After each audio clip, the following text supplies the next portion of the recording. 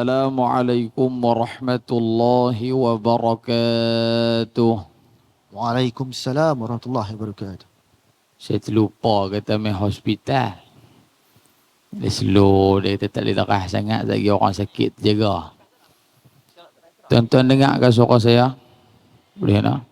Okey bang, hak depan ni bagi naik tinggi sikit boleh tak? Saya tak apa nak dengar, lagi saya tak dengar. Cubaan suara. Boleh? Okey.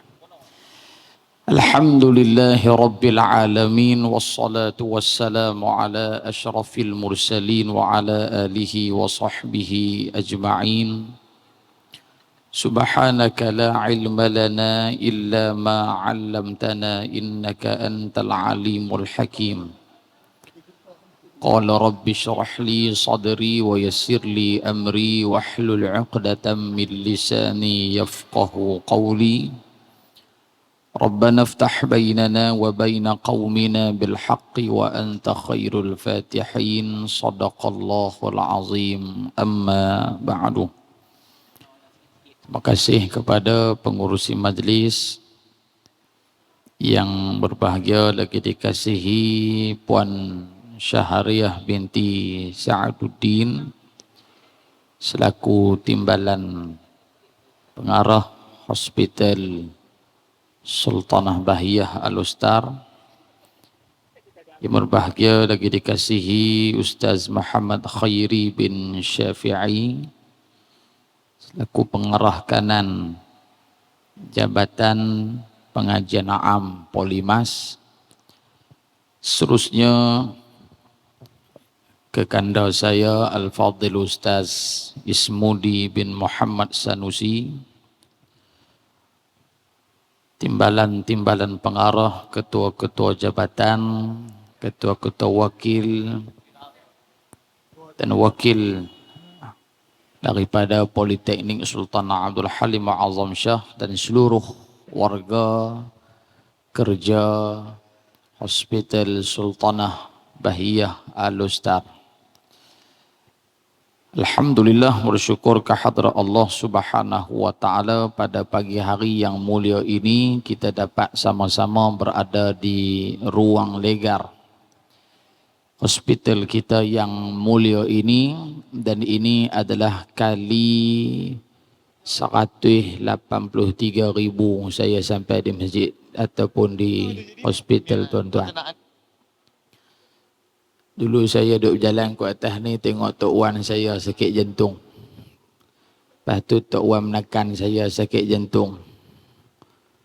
Lepas tu pas ni cucu dia pula kot. No. Kita doakan agar Allah Subhanahu wa taala berikan kesembuhan dan kesehatan kepada semua pesakit-pesakit yang berada di Hospital Sultanah Bahiyah ini. Amin ya rabbal amin ya rabbal alamin.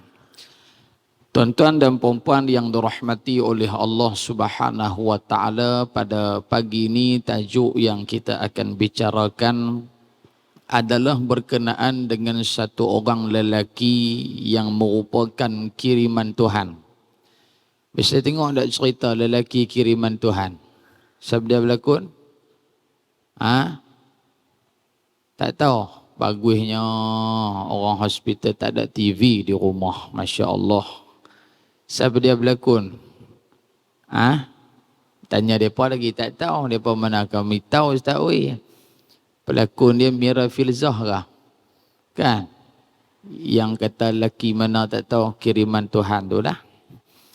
Tuan-tuan dan puan-puan yang dirahmati oleh Allah, sosok tubuh yang kita nak bicara pada hari ini secara ringkas adalah seorang manusia yang luar biasa.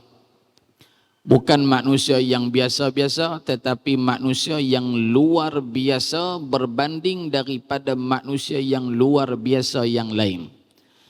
Semua para nabi dan juga para rasul adalah insan luar biasa. Tapi Nabi Muhammad sallallahu alaihi wasallam adalah luar biasa daripada yang luar biasa. Allah Ta'ala sebut dalam Al-Quran, Ya Bani Israel adhkuru ni'mati allati an'amtu alaikum wa anni faddaltukum 'alal alamin. Wahai Bani Israel, kami memuliakan kamu. Ingatlah akan segala nikmat yang kami berikan kepada kamu, wahai Bani Israel. Apa nikmat yang Allah bagi kepada Bani Israel? Iaitulah kebanyakan para nabi dan juga para rasul Allah Ta'ala utuskan daripada kalangan mereka. Nabi Yaqub, Nabi Ishaq, Nabi Yusuf, Nabi Daniel dan kebanyakan nabi diutuskan daripada kalangan Bani Israel. Disebabkan ramainya nabi dan rasul daripada kalangan mereka, Allah Ta'ala nyatakan wa anni faddaltukum 'alal 'alamin, maka aku muliakan kamu, akan aku lebihkan kamu berbanding daripada mana-mana kaum yang ada di atas muka bumi Allah. Sebelum kedatangan Nabi dan sebelum kita umat Nabi Muhammad ada di atas muka bumi, umat yang paling mulia, yang paling tinggi kedudukan mereka adalah Bani Israel. Tetapi apabila Allah Ta'ala utuskan Nabi kita Muhammad sallallahu alaihi wasallam, adakah Bani Israel punya umat mereka lebih tinggi daripada kita? Jawab dia tidak. Mana bukti dia? Mana dalil dia? Allah Ta'ala nyatakan dalam Al-Quran. Allah nyatakan tilkar rusulu faddalna ba'dahum ala ba'din minhum man kallamallahu wa rafa'a ba'dahum darajat. Rasul-rasul yang kami utuskan, kata Allah Ta'ala, bilangan para nabi seramai 124,000 lebih. Bilangan rasul adalah 313 orang. Rasul yang wajib kita kena tahu adalah 25 orang. Tu pun mujung ada lagu. Kalau tak ada lagu, tahu. Telinga saya. Lagu apa? Adam, Idris, Nuhun, Saleh, Ibrahim, Lut, Ismail. Cuba bayang. Saya yakin yang duduk depan saya, tambah duduk depan kursi hak depan ni, umur 40-an ada. Ke 20-an lagi? 30-an ada. Ustaz kata 40-an. Amboi, tua sangat kat kami ni. 30-an. Akak-akak, abang-abang, adik-adik hak duduk depan saya ni daripada belasan sampailah 50-an, saya yakin ada. Saya rasa lah, daripada saya beranak, terbit keluar perut mak tu, duk dengar dah lagu tu. Dan saya berkeyakinan lagu itu dan rentak irama itu adalah lebih awal daripada sebelum saya dilahirkan. Rasa saya lah. Wallahu a'lam. Cuba bayangkan, tengok siapa yang susun lirik dia, siapa yang komposer dia, siapa yang susun dia punya intonasi lagu dan sebagainya. Kalaulah orang yang susun tu dah mati, kita hari ini saya yakin yang ada lebih kurang 345,000 orang yang hadir pada hari ini, termasuk para malaikat yang tak nampak, termasuk hadut lawak. Semua kita hafal ayat ataupun lagu tersebut, kita kenal Nabi daripada Adam sehinggalah Nabi Muhammad SAW. Cuba bayangkan, tengok betapa besar, betapa banyaknya pahala Tuan yang buat lagu tadi tu. Subhanallah. Maka Nabi Muhammad SAW diutuskan oleh Allah Subhanahu wa taala, bahkan dilebihkan daripada nabi-nabi dan rasul-rasul yang lain yang pernah diutuskan oleh Allah. Nabi SAW apabila baginda dilebihkan oleh Allah, sudah semestinya secara automatik umat Nabi, yakni kita semua yang hadir pada hari ini adalah umat yang paling mulia dan paling hebat di sisi Allah berbanding Bani Israel yang satu ketika dahulu dimuliakan oleh Allah Subhanahu wa ta'ala. Nabi SAW daripada dilahirkan sehinggalah Nabi wafat, kita sedia maklum Nabi seorang anak yatim. Seorang anak yatim. Yang kedua, daripada dilahirkan sehinggalah Nabi wafat, baginda adalah manusia yang paling banyak ujian daripada Allah Subhanahu wa ta'ala. Jadi kalaulah kita Allah Ta'ala bagi sedikit ujian, sepatutnya siapa yang lebih layak merungut kepada Allah Subhanahu wa Ta'ala? Kita kan Nabi Muhammad sallallahu alaihi wasallam. Allah Ta'ala bagi banyak nikmat, tetapi Allah Ta'ala tarik satu nikmat, tetapi sifat manusia dia hanya nampak satu yang dia tarik, tetapi dia tak nampak hak sejuta lagi yang Allah Subhanahu wa Ta'ala berikan kepada dia selama ni. Sebagai contoh, kita duduk di hospital. Orang yang duduk di hospital, orang yang senang ke orang yang tak senang? Allah Ta'ala uji mereka dengan kesakitan. Ada orang kaya yang duduk hospital kita? Ada. Tapi walaupun dia kaya, dia senang tak? Dia tak senang. Pasal apa? Dia nak kencing berak, nurse ataupun misi kena tolong. Senang tak? Dia tak senang. Tapi dia kaya. Allah uji dia, nak angkat darjat dia. Tapi akak-akak, abang-abang yang ada di depan saya hari ni, sakit tak? Alhamdulillah, tak sakit. Tapi ustaz, kami tak kaya. Nampak? Allah Ta'ala dia bagi itu sesuai dengan kita. Ada yang Allah Ta'ala bagi dia kaya melana, tapi dia tak boleh makan kok mulut, dia kena makan kok tiup. Makan pun susu lah. Makan pun susu saja. Susu apa? Enfagro lah. Takkan dia makan Enfagro, umur 65 Enfagro ke. Kan? Dia makan susu yang sesuai dengan dia. Tapi kita yang tak kaya macam dia, Allah Subhanahu wa Ta'ala bagi kita makan, ya Rabbi ya Karim ya Arhamar Rahimin. Makan ni sampai tak ada nak, sampai tak ada nak siap hak baru, makan dah. Lagi makan mula, lagi makan mula. Rakyat Malaysia mati disebabkan makan, rakyat Palestin mati disebabkan bom dan tidak ada makan. Allahu Akbar. Nabi Muhammad, Allah muliakan Nabi dan juga umat baginda sallallahu alaihi wasallam. Saya nak sebut beberapa benda saja, tak mau panjang-panjang. Sekali tuan-tuan nak dengar pula Ustaz Luqmanul Hakim. Dalam 3 orang gambar depan ni, tuan-tuan jawab lagi elok. Siapa hak paling handsome? Tu dia soalan teruknya. Siapa hak paling handsome 3 ni? Hak ujung ni macam kenal. Hak tengah guru saya, hak ujung tu pun guru saya juga. Siapa dia hak paling handsome? Akak jawab tak? Abang elok. Kalau habak tak betul, saya turun. Saya pergi terus kat kak. Hak mana handsome ni habak? Saya kan. Hak tengah handsome juga. Handsome, yang tu handsome. Dua-dua ni handsome, Masya Allah. Handsome sikit pada saya. Tapi saya handsome banyak pada mereka. Tu cerita dia. Ni tak mau bagi mengantuk ya. Tengok tuan-tuan pun mata macam duk sujud syukur satu macam ya. Baru pukul 10 syukur. Baik, muslimin muslimat yang dirahmati oleh Allah Subhanahu wa Ta'ala sekalian.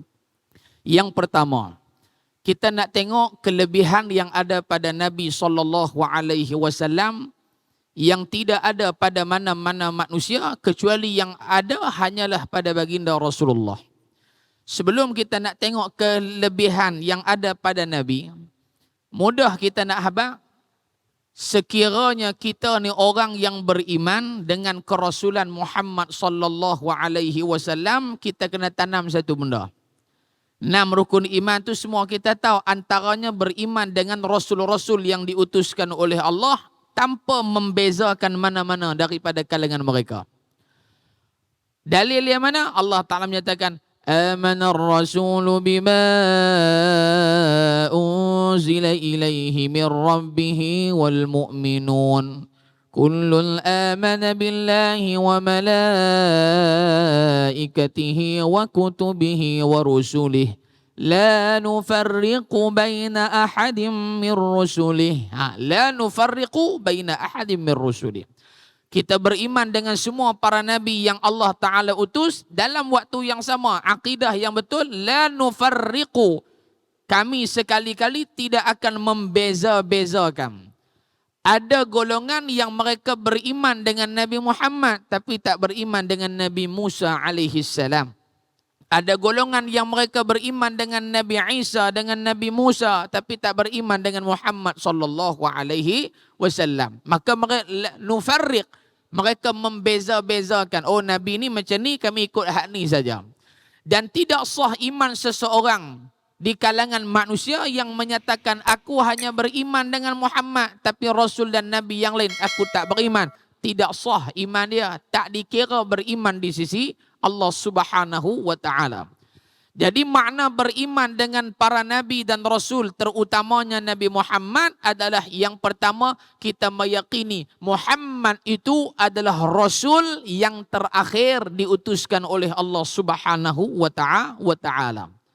Yang kedua, kita beriman bahawasanya Nabi Muhammad itu adalah seorang manusia lelaki yang merdeka dan diberikan wahyu oleh Allah Subhanahu wa taala.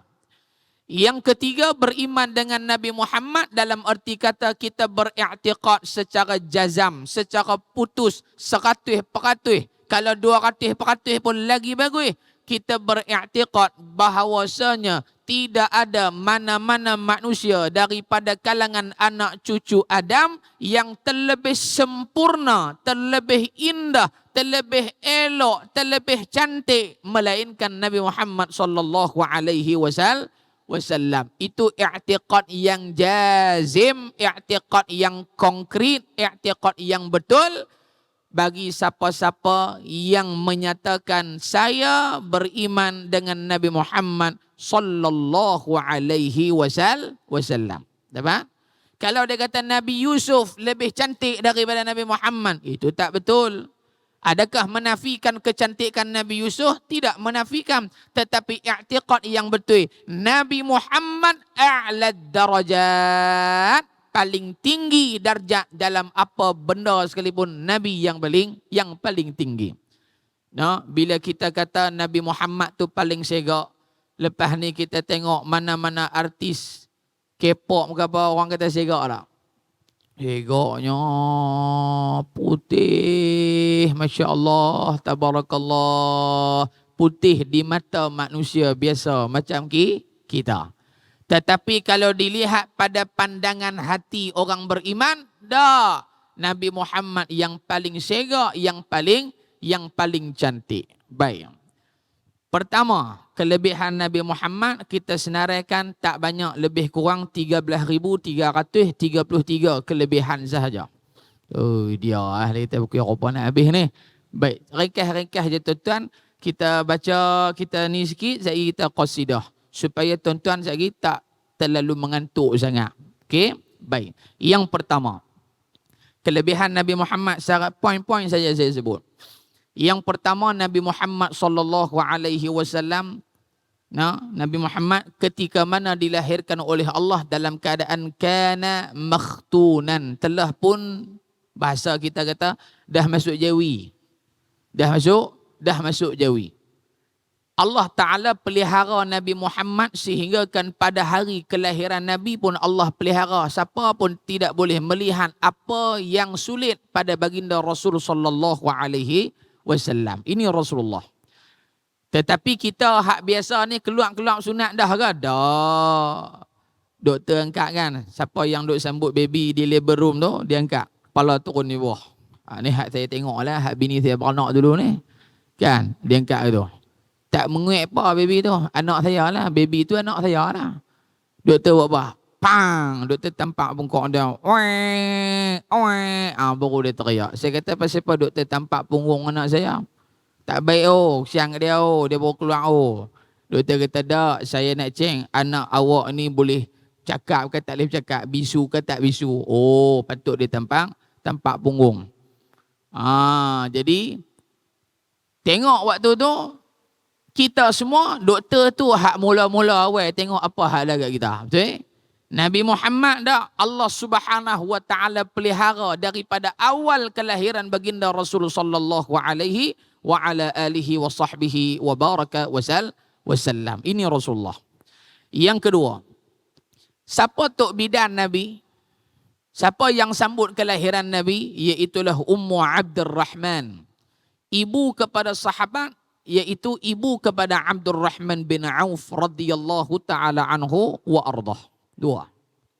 Yang ketiga, para ulama menyatakan ada beberapa masa yang sangat-sangat dibenci oleh iblis dan juga setan. Bila mai waktu ni ya, kira iblis setan dia cukup tak mau. Bahkan dia teriak pula. Teriak pasal dia tak suka. Yang pertama adalah waktu lahirnya Nabi Muhammad sallallahu alaihi wa ala alihi wa sahbihi wa baraka wasallam. Yang kedua waktu bila? Waktu ketika mana Bilal mengumandangkan azan. Allahu Akbar, Allahu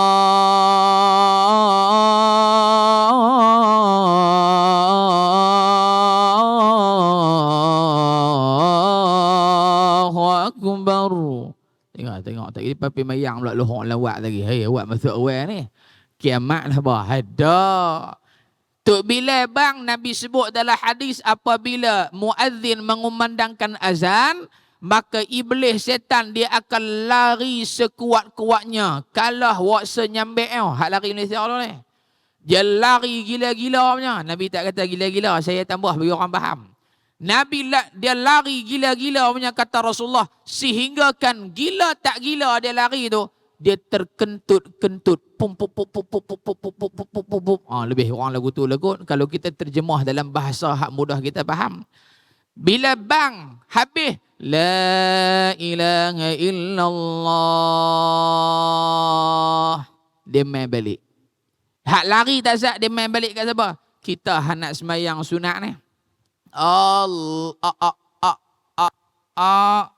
Astaghfirullahaladzim. Astaghfirullah. Lah li tak mayang tu. Betul apa? Kawan tu kacau. Tapi bila pula dia lari ketika mana Tok Bilal mengumandangkan iqamah. Allahu Akbar, Allahu Akbar. Asyhadu an la ilaha illallah. Asyhadu anna Muhammadar Rasulullah. Hayya 'alal salati, hayya 'alal falah. Qad qamatis salatu, qad qamatis salah. Allahu Akbar, Allahu Akbar. La ilaha illallah. Lari sama juga seperti mana azan. Ini 3 waktu yang kata ulama apabila mai waktu ni iblis setan dia cukup tak suka, antaranya waktu kelahiran Nabi Muhammad sallallahu alaihi wasallam. Yang ketiga, Nabi Muhammad sallallahu alaihi wasallam apa sahaja yang keluar daripada batang tubuh Nabi Muhammad semuanya dihukum suci. Tidak ada yang najis pada baginda Rasulullah. Tu ustaz hak kami kencing kami basuh pasal apa ustaz? Pasal apa Nabi pun buat perkara yang sama macam kami? Maknanya benda tu najis lah juga kalau Nabi sallallahu alaihi wasallam buat.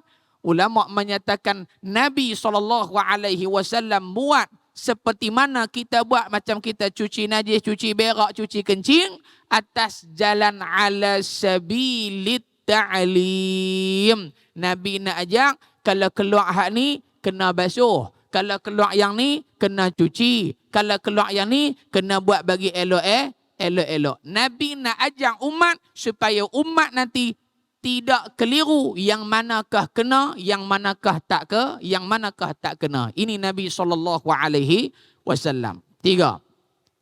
Yang keempat, Nabi sallallahu alaihi wasallam mempunyai mukjizat. Apa makna mukjizat? Perkara-perkara yang mencari adat, melebihi daripada para nabi dan juga para rasul alaihi wassalatu wassalam yang lain.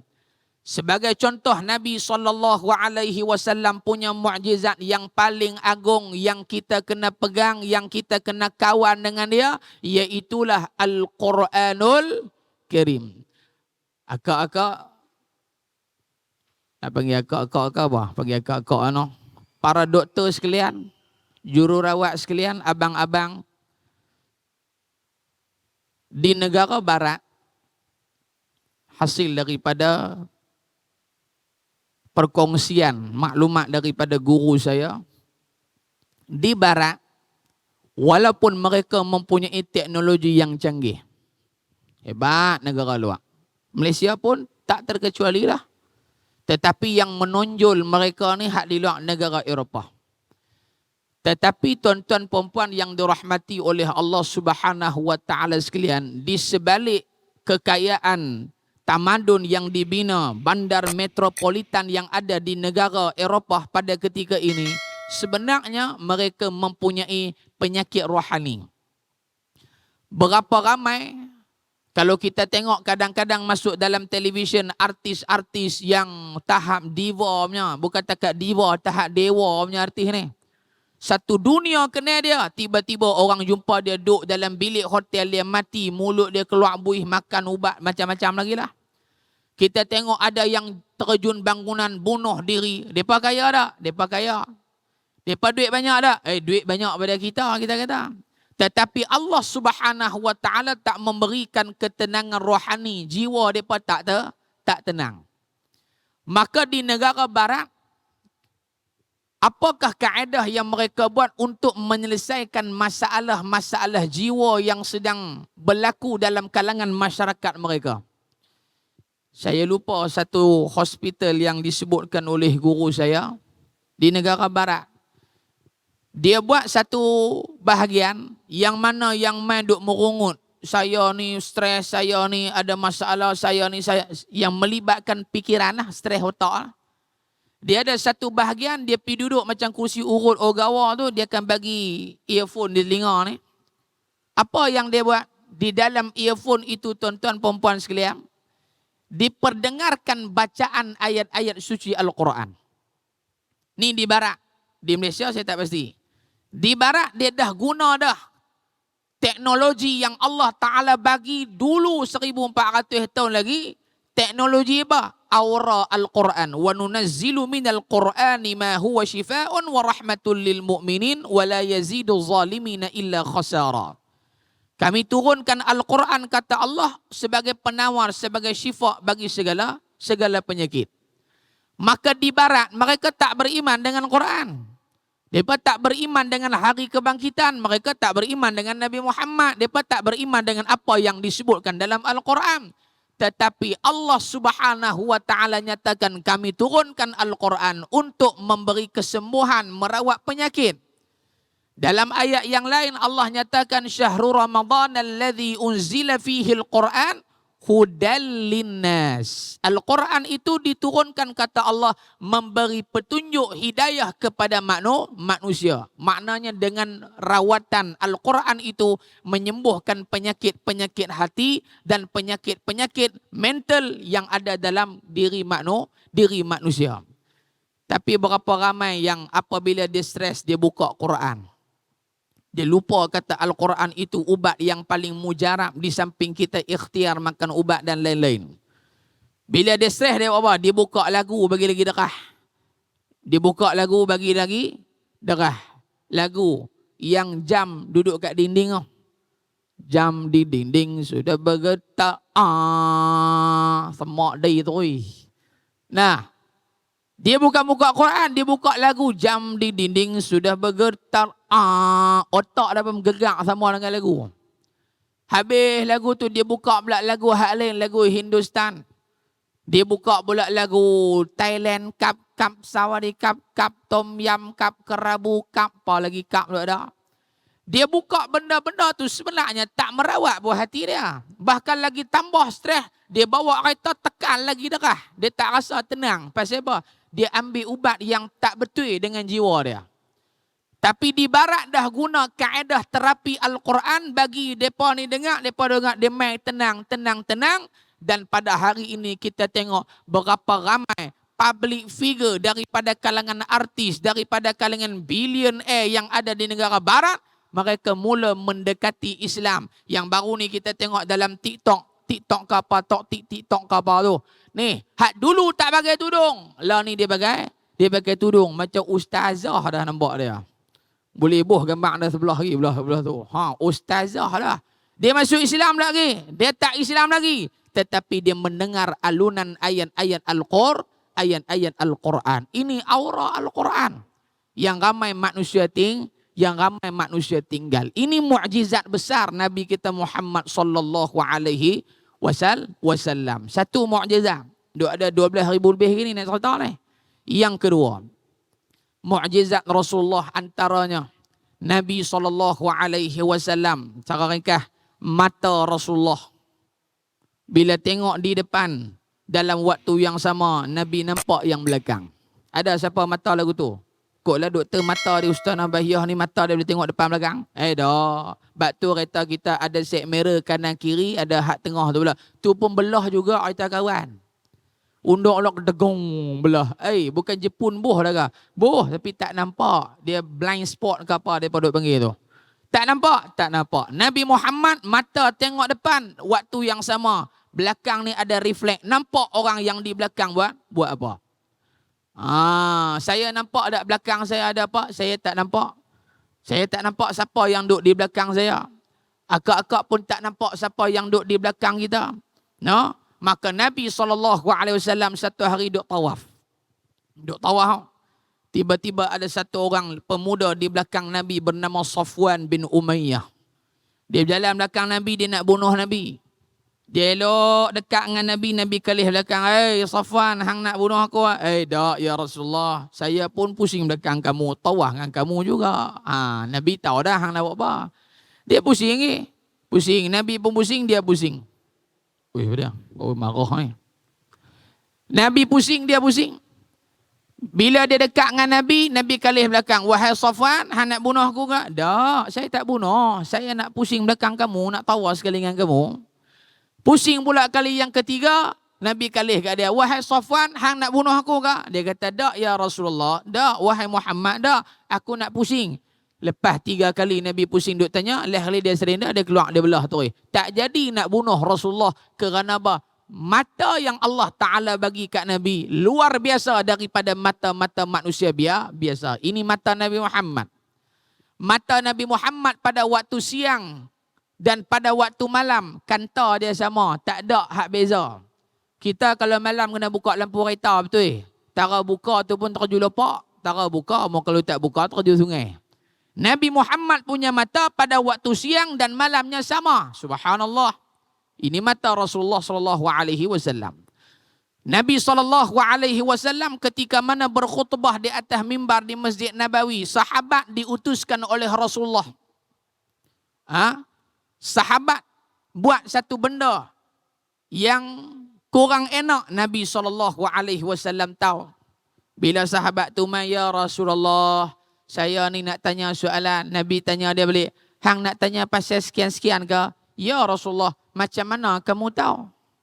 Nabi tak ada apa lagi. Nabi habaq dia, hang nak mai tanya benda ni sekian-sekian, betul tak? Dia kata, betul ya Rasulullah. Saya tak dan tanya. Kamu dah habaq siap dah. Ini mukjizat Rasulullah SAW. Banyak lagi. Kelebihan yang ada lagi pada baginda Nabi Muhammad. Nabi menyatakan kepada sahabat, wahai sahabat, sesungguhnya hidup aku baik untuk kamu dan mati aku baik untuk kamu. Sahabat pun tanya, ya Rasulullah, apa yang dimaksudkan dengan hidup itu baik untuk kami, mati kamu baik untuk kami? Kata Rasulullah, ketika mana aku hidup, kamu boleh tanya soalan dan aku boleh selesaikan masalah kehidupan kamu. Tetapi apabila aku mati, kamu kena ingat, setiap kebaikan yang kamu lakukan akan dipertontonkan oleh para malaikat di hadapan aku ketika mana aku berada di alam kubur. Semua kebaikan yang akak-akak buat, yang kita duduklah ni abang-abang ni majlis memperingati Nabi Muhammad, disaksikan oleh baginda Rasul sallallahu alaihi wasallam. Sembahyang subuh kita pagi tadi, kita Allahu Akbar, malaikat dah report dah. Wahai Muhammad, umat kamu nama dia sekian-sekian-sekian, pagi ni dia sembahyang subuh, dia baca hak ni, dia meratib hak ni, dia berdoa hak ni. Nabi kata apabila kebaikan umat dipertontonkan kepada aku tengok apa yang aku kata, fahamidullah, aku akan sebut alhamdulillah pasal Nabi seronok dengan kerja baik kita. Tapi kalaulah Nabi kata umat aku buat kejahatan, buat maksiat kepada Allah Subhanahu wa taala, dibawa juga, dipertontonkan juga kepada aku. Aku tengok umat aku ni tak sembahyang. Umat aku ni dedah aurat. Umat aku ni mohong orang. Umat aku ni pecah amanah. umat aku ni sekian, sekian, sekian. Nabi buat apa? Nabi duduk saja? Tak, Nabi akan sebut, Astaghfirullah, wahai Allah, ampunkan dosa fulan bin si fulan, fulanah binti fulanah yang pada ketika ini dia melakukan maksiat kepada Allah Subhanahu wa ta'ala. Nabi Muhammad nak jumpa kita, akak-akak, abang-abang sekalian, 1400 tahun lagi daripada dulu. Mana dalil dia? Nabi duduk dengan sahabat, Nabi kata, wadattu anni laqitu ikhwani, wahai sahabatku, aku rindu nak bertemu dengan saudara-saudara aku. Aku teringin nak jumpa mereka. Sahabat tanya, ya Rasulullah, awalaysa nahnu ikhwanu, wahai Rasulullah, bukankah kami ini saudara-saudara kamu, wahai Rasulullah? Jawab baginda sallallahu alaihi wasallam, antum ashabi walakin ikhwani alladhina amanu bi wa lam yarawni. Kamu adalah sahabat-sahabat aku. Yang aku rindu nak jumpa adalah saudara-saudara aku yang mana mereka itu adalah orang-orang yang beriman dengan aku. Walam yarawni, tetapi sekalipun tidak pernah bertemu dan menatap wajah aku, kata Rasul sallallahu alaihi wasallam. Siapa dia yang tak pernah jumpa Nabi? Kita lah. Siapa yang tak pernah sembahyang belakang Nabi? Kita juga. Siapa yang tak pernah pergi perang dengan Nabi? Kita juga. Siapa yang tak pernah bersusah dengan Nabi? Kita juga. Siapa yang sembahyang dia leka? Kita. Siapa yang makan sedap? Kita. Siapa yang hidup senang? Kita. Kita semua. Nabi tinggal hak senang, tapi Nabi kutip yang payah. Inilah Nabi kita Muhammad sallallahu alaihi wa ala alihi wa sahbihi wa baraka wasallam. InsyaAllah Nabi sallallahu alaihi wasallam, Allah Ta'ala nyatakan dalam Al-Quran, laqad ja'akum rasulun min anfusikum azizun alaihi ma anittum harisun alaikum bil mu'minina raufur rahim. Sifat Nabi Muhammad sallallahu alaihi wasallam adalah harisun alaikum. Nabi ini sibuk dan loba akan nasib yang akan menimpa umat baginda sallallahu alaihi wasallam pada hari akhirat kelak. Bukti sayangnya Rasulullah kat kita, di antaranya ketika mana Nabi sallallahu alaihi wasallam menyampaikan dakwah, Allah Subhanahu wa taala uji Nabi sallallahu alaihi wasallam dengan pelbagai ujian.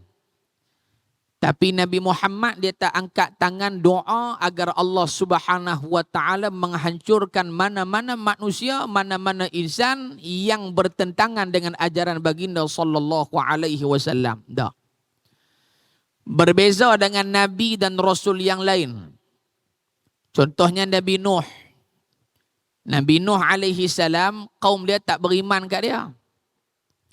Apa yang berlaku Nabi Nuh, Allah Ta'ala perintahkan dia buat kapal di atas satu gunung yang tinggi, yang kapal itu adalah daripada batang-batang kurma, yang batang kurma itu sendiri ditanam oleh Nabi Nuh alaihi salam. Nabi Nuh alaihi salam dia tanam pokok kurma. Selepas 90 tahun Allah Ta'ala perintahkan, wahai Nuh, kamu tebang pokok kurma ni, kamu jadikan batang kurma itu sebagai struktur ataupun bahan binaan asas kamu punya kapal ni. Bina kapal siap semua. Siapa yang ikut Nabi Nuh alaihi salam? Seramai 70 orang yang ikut Nabi Nuh. Anak isteri Nabi Nuh tak ikut dia. Beberapa jenis binatang termasuk burung dan sebagainya. Beberapa jenis tanaman yang berjaya diselamatkan oleh pengikut Nabi Nuh bawa naik sekali naik atas kapal Nabi Nuh. Akhirnya berlaku taufan, yang mana taufan ataupun banjir pada zaman Nabi Nuh itu para ulama menyatakan menenggelamkan seluruh permukaan alam. Satu dunia ni tenggelam, termasuklah semua alam tenggelam. Bahkan kata para ulama pada ketika itu tidak ada mana-mana makhluk yang hidup di atas muka bumi melainkan yang berada di atas kapal bersama dengan Nuh alaihi salatu wassalam. Tak ada siapa yang hidup. Cuba kita tengok mereka ingkar kepada Nabi Nuh, Allah Subhanahu wa taala binasakan mereka serta merta. Tak payah tunggu kiamat, ku bagi mati siap. Cuba kita bayang kalaulah itu nasib yang ada pada Nabi Nuh, Allah Ta'ala bawa mai kepada kita umat Nabi SAW. Saya yakin, saya lah ni, saya dah tak ada dah dibinasakan oleh Allah awal lagi. Kaum Nabi Musa, ni cerita kelebihan kita umat Nabi Muhammad yang dimaksudkan lelaki kiriman Tuhan ni bukan dikirim mai saja. Dia kirim nak selamatkan kita daripada azab Allah. Kaum Nabi Nuh, kaum Nabi Musa, Bani Israel. Dia minta kat Nabi Musa alaihi salam, wahai Musa, boleh tak kamu tolong doa kepada Allah Ta'ala, kami ni nak beribadah hanya pada hari Sabtu saja. Hari Sabtu ya. Hari lain kami tak mau, kami nak Sabtu ya. Pasal hari lain Allah Ta'ala suruh kami ibadah. Kami ni tak ada nak kerja, sampai tak ada nak pergi cari makan, sampai tak ada nak pergi cari nafkah keluarga. Mana dan? Ini alasan yang telah pun ada pada zaman Nabi Musa, manusia yang dia bagi alasan. Pasal pahang tak sembahyang, aku kalut. Pasal pahang tak mengaji, aku kalut. Kalut sedia. Alasan hak kita bagi pada Allah Ta'ala, sekiranya nasib kita sama macam nasib kaum Bani Israel, nescaya kita dibinasakan Allah lagi. Dia minta, wahai Musa doa. Nabi Musa pun doa, wahai Allah tolonglah umat aku ni, mereka nak ibadah hari Sabtu ya. Hari lain mereka tak mau.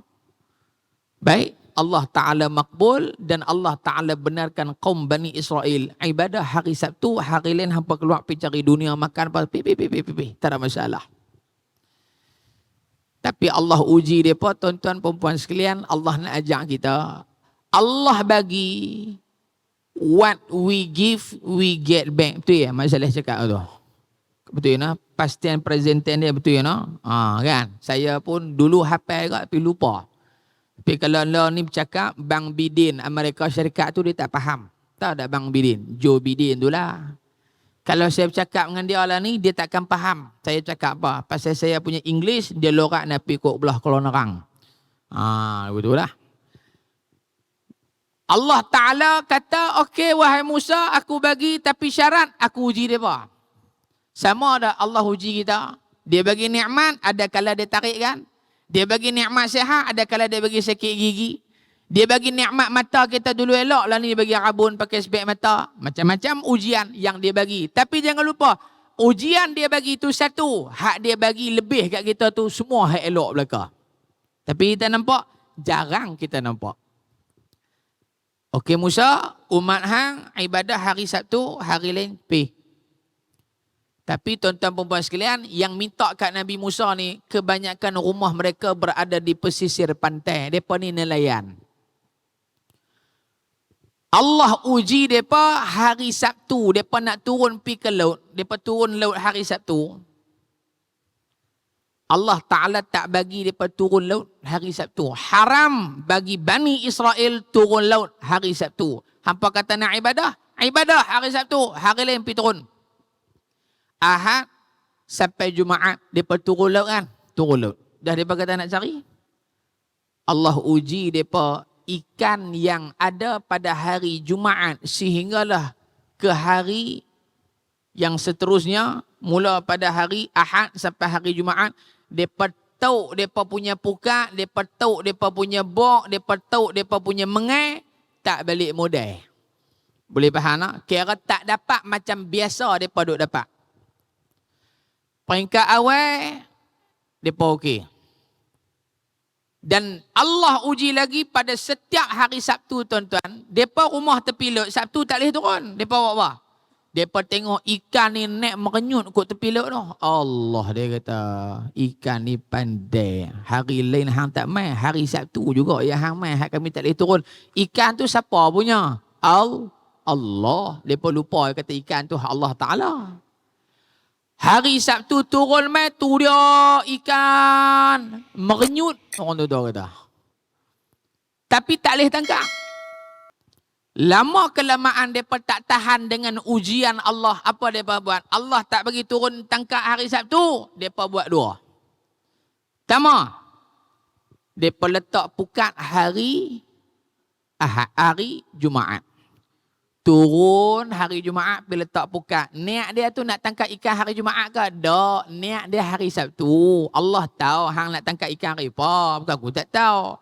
Dia turun hari Jumaat, buh pukat. Niat dia besok Sabtu ikan mesti masuk. Hari Sabtu mai, depa ambil dak pukat hari Sabtu? Dak. Ambil hari Ahad.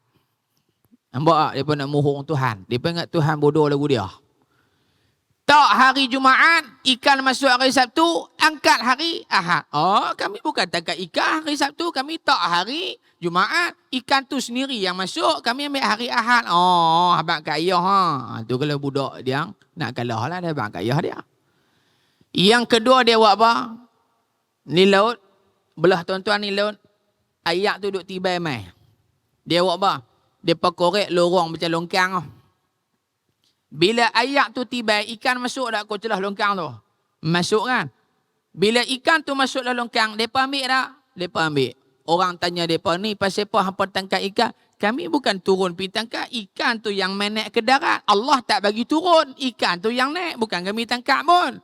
Niat dia sama tak nak tangkap ikan? Sama. Tengok tuan-tuan, Allah Ta'ala buat apa kat mereka? Hak ingkar dengan Nabi Musa. Allah Subhanahu wa Ta'ala menukar wajah mereka, antara di kalangan mereka menjadi al-qurud. Apa makna al-qurud? Orang Kedah panggil monkey. Orang Kedah panggil monkey. Orang Arab panggil monyet. Allah Ta'ala tukar wajah mereka jadi monyet. Allah Ta'ala tukar muka mereka jadi monkey. Dia kata kami kata monyet, dia kata monkey. Kami kata monkey, dia kata monyet. Kok kira dia. Dan ada di kalangan mereka yang Allah Ta'ala tukar menjadi al-khanazir. Al-khanazir ni maknanya plural bagi perkataan yang singular tu lah. Amboi, duk ajak BA pula. Kami cekap pergi BA pada hang, duk ajak orang pula lah. Nak bagi tuan-tuan dapat. Itulah kawan kita hak hidung tinggi tu. Allah Ta'ala tukar wajah mereka menjadi macam tu serta-merta. Pasal apa? Lawan perintah Allah. Soalan dia, kita umat Nabi Muhammad ni, saya. Sepanjang jalan tak sat ni, saya ada buat maksiat ada? Saya kata ada. Maksiat mata, barangkali tengok benda haram.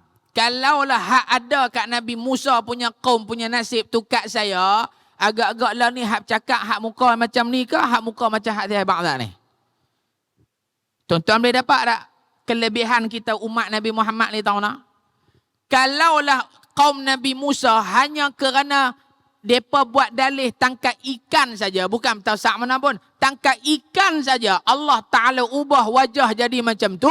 Bagaimana umat Nabi Muhammad yang hari ini berzinanya, yang hari ini minum araknya, yang hari ini membunuh, yang hari ini tak semayang, yang hari macam-macam dosa. Rasa-rasanya bukan takat muka tu saja, lebih daripada tu. Silat-silat muka kingkong kita jadi. Tetapi kita ini umat Nabi Muhammad, Allah Ta'ala tak tukar muka kita, tak tukar tubuh kita menjadi seperti mana Bani Israel. Satu.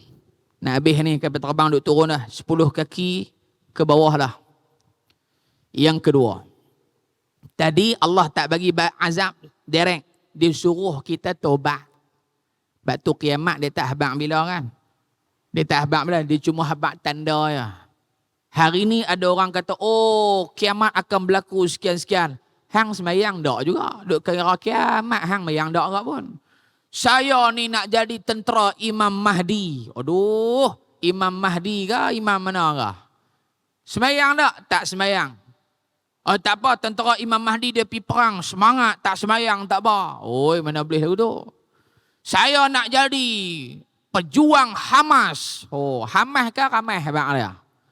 Hamas ke Hamas? Han nak kena Hamas dengan kami ke? Han nak jadi Hamas? Pejuang Hamas sekurang-kurangnya tuan-tuan nak jadi pejuang Hamas 1 juzuk Al-Quran hafal. Sekurang-kurang. Hafal ingat bukan hafal lupa. Sekurang-kurang 1 juz. Dia kata ustaz nampak gaya jauh lagi. Yang masuk dalam medan peperangan yang tuan-tuan tengok hari ni, yang duk keluar dalam Abu Ubaidah ke Abu Ubah ke, duk keluar duk bercakap tu, mereka ini tuan-tuan yang menjadi panglima Hamas ataupun Al-Qassam, kebanyakan mereka 30 juzuk di dalam dada mereka. 30 juz dalam dada. Kalaulah mereka buka kaunter pendaftaran di depan ni pagi ni, pendaftaran keahlian Hamas yang akan turun ke medan Gaza, kita pun tanya bila cadang nak hantar kami ni. Dia kata esok lusa. Agak-agak tuan-tuan dia bubuh syarat tang tu. Syarat pertama 30 juzuk. Pakai angkat kaki habis dengan saya. Dengan saya kalian angkat kaki, tak layak kita nak masuk. Nak menunjukkan apa? Depa bukan perang dengan semangat saja, tapi mereka ada ni dalam iman Islam, Al-Quran dan kepercayaan mereka dengan Allah Ta'ala. Tuan-tuan, Allah Ta'ala pilih mereka tuan-tuan mati syahid. Allah tak pilih kita pasal Allah tahu kita tak kat mana. Jangan kata bom, orang buh meracun teluk bawah kereta berketekong, lari masuk dalam rumah, demam panas 3 hari dengar meracun teluk ya. Jangan kata bom tuan-tuan, Allah Subhanahu Wa Ta'ala hantar main lintang, tahu lintang? Kilat. Allah hantar main lintang dia keluar, baru keluar lagu tu. Tak bunyi lagi, kita duduk. Lagu tu dah punya duduk tutup telinga, tak bunyi lagi pun. Tetapi Allah Ta'ala pilih mereka tuan-tuan, duk makan pagi, pau, meletup, mereka mati syahid. Ada yang duk beranak dalam hospital, tak ada beranak, pum, meletup, mati syahid. Ada yang on the way nak pergi ke masjid, pergi semayang berjamaah, pum, meletup, masjid mereka. Masjid mereka tak ada, tapi semayang berjamaah mereka tetap ada. Masjid kita punya banyak, sampai tak ada langkah. Sekali keluar masjid, masuk surau. Keluar masjid, masuk surau. Keluar masjid, masuk surau. Dengan masjid-masjid kita boleh ikut lah ni. Ingatkan produk ya, boleh ikut. Rupanya dengan masjid-masjid pun boleh ikut. Tu imam tu garu pala. Dia kata, aku bang, bubuh speaker sampai 10. Seorang pun tak main. Dia senang ya, nak bagi main ramai ni. Azan pada bukan waktu dia. InsyaAllah ramai. Pukul 1 tak payah azan. Azan pukul 3. Allah. Azan pula jangan bagi lelaki, bagi perempuan. InsyaAllah mereka main masjid ramai. Pasal mereka tanya, awak pelik ingat ni? Gila azan. Pukul 3. Kita jawab balik, aku tak gila. Aku lama dah duk azan waktu dia hampa tak main. Tapi aku azan bukan waktu dia hampa main. Siapa gila? Aku ke gila? Aku ke hampa yang gila? Nampak tak tuan-tuan? Allah Subhanahu Wa Ta'ala muliakan kita sebab kita umat Rasulullah. Yang terakhir. Tengok ayat pun sedap lah ni. Yang terakhir tuan-tuan. Umat Nabi Muhammad, Nabi sebut umru ummati ma baina 60 wa 70 sanah. Umur umat aku 60 70. Siapa dapat lebih subsidi Allah Taala. Siapa dapat lebih subsidi. Tuan-tuan, umat Nabi Adam dan umat nabi-nabi terdahulu ribuan tahun umur mereka. Nisbah dengan kita 70 tahun, 100 tahun pun tak sampai. Jika kita nak bicara umur kita 70, umur umat Nabi dulu 700 tahun. Dari sudut amalan, siapa yang paling banyak masa untuk beribadah pada Allah? Kita ke mereka? Mereka, no? Tapi Allah Ta'ala bagi kat kita umur pendek, amalan kita boleh menyamai, bahkan melebihi umat terdahulu. Antaranya, Nabi SAW sebut, siapa yang sembahyang sunat fajar Sembahyang sunat fajar, pahalanya itu seolah-olah kata Rasulullah, apa yang ada di antara langit dan juga bumi. Itu gambaran Nabi nak abang kata pahala punya besar. Yang kedua, akak-akak saya, kita semua tak ada peluang nak mati syahid di Gaza pada sekarang ini. Pandangan sekarang kita tak ada peluang nak pergi Gaza, betul? Okey. Tapi Nabi sebut umat Muhammad walaupun tak pergi perang, mereka akan dapat juga pahala jihad fi sabilillah. Apa pahala dia?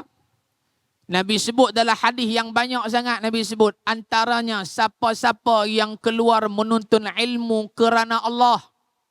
Sama ada ilmu itu fardu ain, ilmu itu fardu kifayah yang memberikan kebaikan kepada dia dan kepada orang lain. Sepanjang perjalanan pergi dan juga pulang, kalau dia mati, dia dikira fi sabilillah, berjihad di jalan Allah. Dapat pahala syahid. Dalam hadis yang lain Nabi sebut siapa yang keluar mencari nafkah. Semua kita keluar main kerja, ada urusan masing-masing. Niat kita betul. Mencari nafkah, nak bantu orang yang sakit, nak bantu orang yang susah, nak bantu orang tua-tua dan sebagainya, tak kira apa bangsa sekalipun, kita buat baik. Nabi kata selama mana kamu berada dalam perjalanan ke tempat kerja, kamu duduk di tempat kerja, kamu on the way balik ke tempat kerja, kamu aksiden katakan, kamu dapat pahala fi sabilillah. Jihad di jalan Allah. Ada kawan-kawan kita nurse yang aksiden balik kerja, ada mengantuk pasal apa, malam tak boleh nak tidur, pesakit ramai, mati syahid dia. Dia kerja di dunia tapi dia mati besok, dia mati syahid, dia mendapat pahala dia di hadapan Allah, dia mati syahid.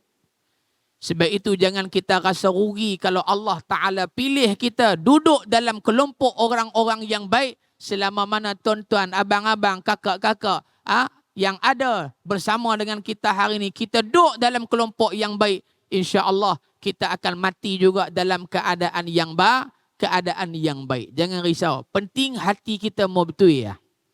Yang ketiga, Nabi ajak kita sembahyang yang pahala dia cukup banyak apa dia? Iaitu sembahyang ba'diyah Aisyah.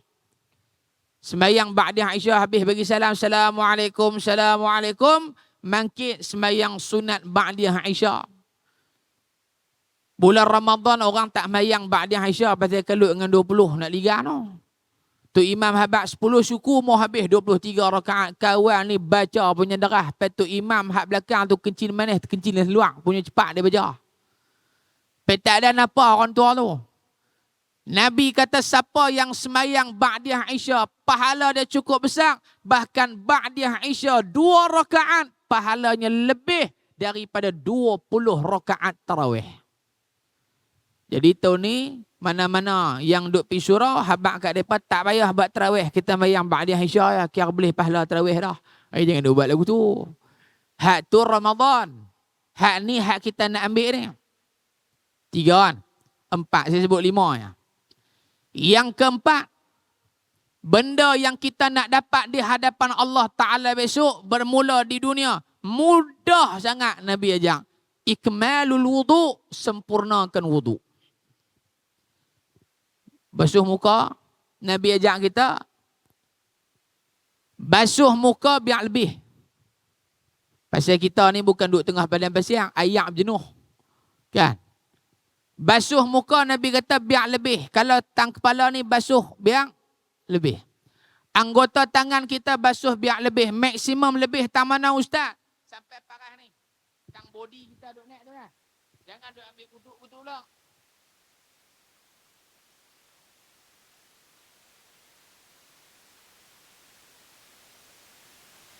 Halo, ingatkan tutup suruh berhenti lah.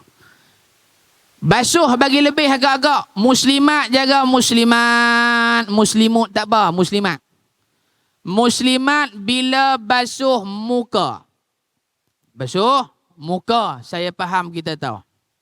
Tapi bila basuh kepala, rambut, jangan sekali-kali duk pergi tarik tang ni nah. Ni bukan rambut ni. Ni batas muka. Dia buat mana? Tang kepala dia buat mana? Dia ingat buat murtabak kot. Sah tak? Tak sah basuhan kepala dia. Ni rambut kita tang ni agak-agak kan? Tu tak agak-agak rambut tang ni? Kan rambut duduk tang ni? Kan mula duduk tang ni? Saya kepala rambut saya mula duduk tang ni. Leh kali duduk tang tengah belakang ni. Tang ni leh rambut saya. Tak. Rambut kita tang ni.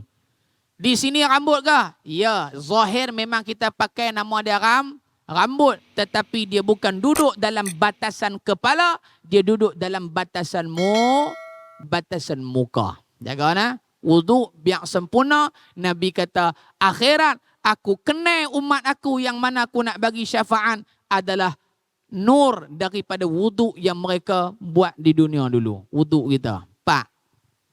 Yang kelima, akak-akak sekalian, kita tak pernah jumpa Nabi. Kita tak pernah duduk dengan Nabi. Kita tak pernah apa pun dengan Nabi. Maka ulama ajak kita amalan yang mudah-mudahan istiqamah kita buat. Allah beri peluang bermimpi Nabi Muhammad. Mau ke tak mau? Halo? Mau ke tak mau? Slow ya. Halo?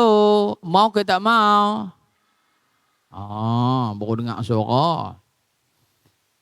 Amalkan sebelum tidur. Membaca laqad ja'akum rasulun min anfusikum. 2 ayat terakhir surah At-Taubah. 2 ayat terakhir surah At-Taubah sebelum tidur loh. Kita baca laqad ja'akum rasulun min anfusikum sampai habis. Sekali. Kemudian yang kedua sebelum Nabi tidur, Nabi ajak laqad ja'a tu baca dengan niat, ya Allah berkat aku baca ayat ni, kau bagilah aku mimpi Rasulullah, bagilah aku mimpi kekasihmu sekali pun tak apa dah.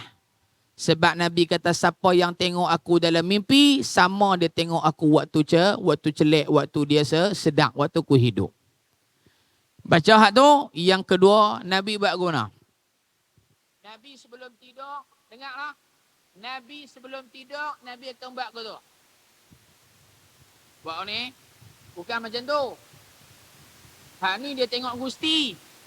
Macam tu. Nabi akan baca 3 qul. 3, baca biar penuh, jangan duk qul, muih. Tak, bukan lagu tu. Buat tangan lagu tu, baca qul huwallahu ahad. Qul a'udzu birabbil falaq. Qul a'udzu birabbin nas. Nak baca 3 terus tak apa, sekali-sekali tak apa. Baca, muih di tangan dan sapu. Bukan sapu. Tak, hak tu bukan dia. Nabi tak ajak lagu tu. Sapu seluruh anggota badan sampai ke Pasal apa Nabi ajak tuan-tuan? Dia kan Nabi dah. Nabi nak ajak apa? Iblis, setan. Dia tak kira siapa dia kacau. Kalau Nabi pun minta berlindung, apatah lagi kita. Boleh tak buat hak tu? Boleh tak buat tu? Boleh tak? Insya. Tak apa dah. Insya Allah. Last, 1. Pesan ulama kat kita sebelum saya turun stage ni, penceramah kita pun dah main dah. Ulama kata, pastikan diri saya, tuan-tuan, perempuan semua, sentiasa melakukan kebaikan. 2 sebab. Pertama, siapa yang hidupnya lazim dengan kebaikan, matinya dengan kebaikan. 1. Terakhir, yang kedua, setiap amalan baik yang akak-akak buat, abang-abang buat, pahala yang kita buat tadi ni automatik akan masuk dalam akaun pahala ibu dan ayah kalian semua. Dapat? Kita buat baik, ingat, baik kita tu pahala dapat kepada ibu dan ayah kita. Mudah-mudahan kita jadi anak yang baik, anak yang memberikan kebahagiaan untuk ibu dan ayah kita semua. Insya Allah. Jadi saya rasa cukup untuk pada kali ini. apa yang saya sampaikan mudah-mudahan ada kebaikan untuk tuan-tuan dan puan-puan sekalian. Saya mohon ampun dan maaf terkasar bahasa, terlanjur kata, panjang umur. Kita jumpa lagi dan saya mendoakan agar tuan-tuan puan-puan semua diberikan kesihatan oleh Allah, diampunkan dosa kita semua, dipermudahkan urusan kita semua dan diberikan keafiatan kesihatan kepada semua pesakit-pesakit kita di Hospital Sultanah Bahiyah ini secara khusus dan ke semua pesakit yang ada di alam ini secara amnya.